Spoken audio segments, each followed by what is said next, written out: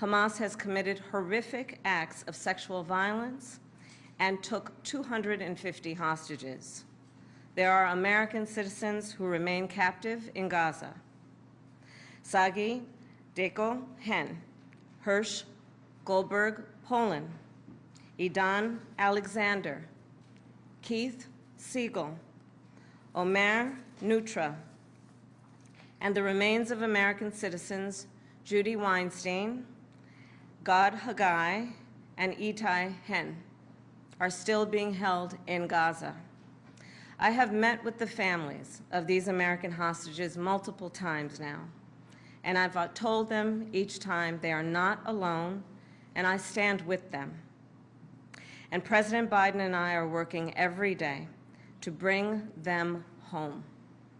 I also expressed with the Prime Minister my serious concern about the scale of human suffering in Gaza, including the death of far too many innocent civilians. And I made clear my serious concern about the dire humanitarian situation there, with over 2 million people facing high levels of food insecurity, and 500,000 people facing catastrophic levels of acute food insecurity. What has happened in Gaza over the past 9 months is devastating.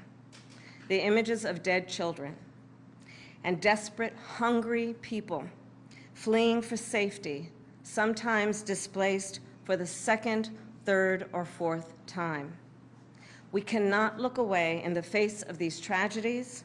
We cannot allow ourselves to become numb to the suffering, and I will not be silent.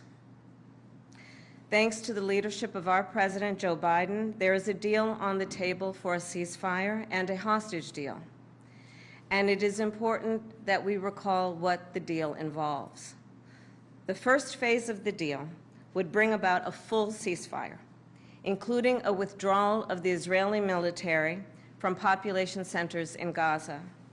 In the second phase, the Israeli military would withdraw from Gaza entirely, and it would lead to a permanent end to the hostilities.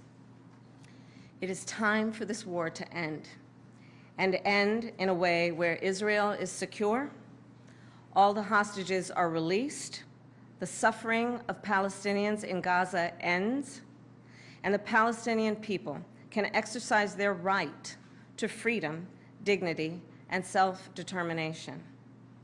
There has been hopeful movement in the talks to secure an agreement on this deal.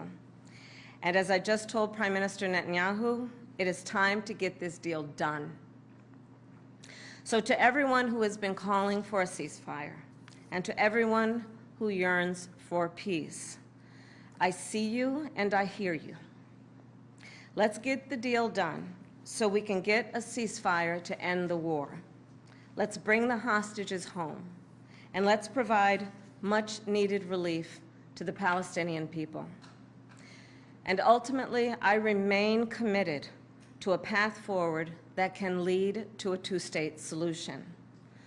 And I know right now it is hard to conceive of that prospect, but a two-state solution is the only path that ensures Israel remains a secure Jewish and democratic state, and one that ensures Palestinians can finally realize the freedom, security, and prosperity that they rightly deserve.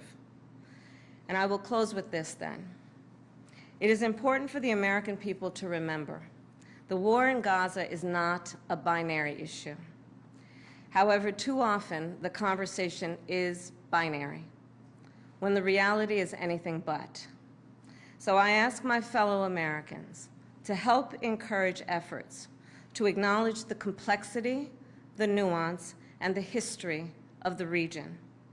Let us all condemn terrorism and violence. Let us all do what we can to prevent the suffering of innocent civilians, and let us condemn anti-Semitism, Islamophobia, and hate of any kind. And let us work to unite our country. I thank you. Madam Vice President, after your meeting, are you convinced that the Prime Minister would like a ceasefire deal?